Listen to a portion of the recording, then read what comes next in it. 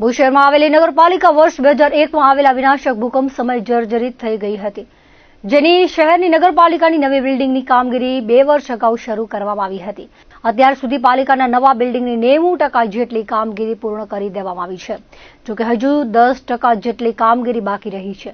આ અંગે નગરપાલિકા કારોબારી ચેરમેન મહેદીપસિંહ જાડેજાએ જણાવ્યું હતું કે 30,000 સ્ક્વેર ફૂટમાં પાલિકાની નવી બિલ્ડિંગ તૈયાર કરવામાં આવી છે, જેમાં હવે 10% જેટલી કામગીરી બાકી છે, જેમાં ઇલેક્ટ્રિશિયન, સીસી રોડ, બાઉન્ડ્રી સહિતનું કામ બાકી રહ્યું છે, જે આવનારા 1-1.5 મહિનામાં પૂર્ણ કરી દેવામાં આવશે. વધુમાં જણાવ્યું હતું કે આ નવી બિલ્ડિંગમાં 24 જેટલા રૂમ કાર્યરત કરવામાં આવ્યા છે. સાથે જ સામાન્ય સભા માટે મોટો હોલ અને પ્રેસ કોન્ફરન્સ માટે પણ વ્યવસ્થા ગોઠવવામાં આવી છે. ₹4.5 કરોડના ખર્ચે પાલિકાની નવી બિલ્ડિંગમાં 3 માળમાં તૈયાર કરવામાં આવી છે, જેમાં નીચેના માળે જન ઉપયોગી કેન્દ્રો ગોઠવવામાં આવ્યા છે, જેથી અરજદારોને તકલીફ ભોગવવી ન પડે. બીજા માળે કર્મચારીઓ અને પદાધિકારીઓ માટે રૂમો અને ત્રીજા માળે ટેકનિકલ સ્ટાફ તેમજ સામાન્ય સભા માટે હોલ સહિતની વ્યવસ્થા કરાઈ છે.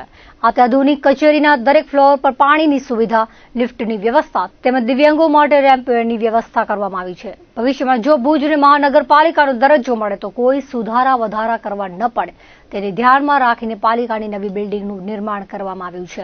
પાલિકા કચેરીની નવી બિલ્ડિંગમાં પ્રથમ વખત સત્તાપક્ષના નેતા અને દંડકને પણ કેબિનોની વ્યવસ્થા કરવામાં આવી છે. સામાન્ય રીતે પ્રમુખ કારોબારી ચેરમેનની જ કેબિનો હોય છે, પરંતુ નવા બિલ્ડિંગમાં ચૂંટાયેલા પ્રતિનિધિઓ માટે પણ અલગ કેબિનો બનાવવામાં આવી છે. કચેરીની બારી પાસે જન્મ મરણના દાખલા સહિતની કામગીરી માટે આવતા અરજદારો માટે શેડ સહિતની વ્યવસ્થા કરવામાં આવી છે. આવનારા સમયમાં ભુજ શહેરને સુધરાઈની અત્યાધુનિક નવી કચેરીની ભેટ મળી શકે છે તેવું તેમણે અંતમાં ઉમેર્યું હતું. ટોટલ 30,000 સ્ક્વેર ફૂટની નગરપાલિકાની નવી બિલ્ડિંગ બનવા જઈ રહી છે. એનામાં 90% કામ પૂર્ણ થઈ ગયેલ છે. નાનું મોટું ઇલેક્ટ્રિશિયનનું કામ છે, પછી લિફ્ટનું કામ છે, ઉપર વોટરપ્રૂફિંગ છે એનું કામ છે, બહાર સીસી રોડ છે એનું કામ છે, બાઉન્ડ્રીનું કામ છે. એટલે 90% કામ પૂરું થઈ ગયું છે. ખાલી જે આ 10% જેટલું કામ બાકી છે, વિધિન મહિનોથી 1.5 મહિનાની અંદર આપણને ભુજ શહેરને નગરપાલિકા નવી મળી શકે એમ છે. ટોટલ એક મોટો રૂમ આપેલો છે, જે સામાન્ય સભા હોલ તરીકે આપણે કરી શકું. એક પ્રેસ કોન્ફરન્સ માટે પણ વ્યવસ્થા કરેલી છે.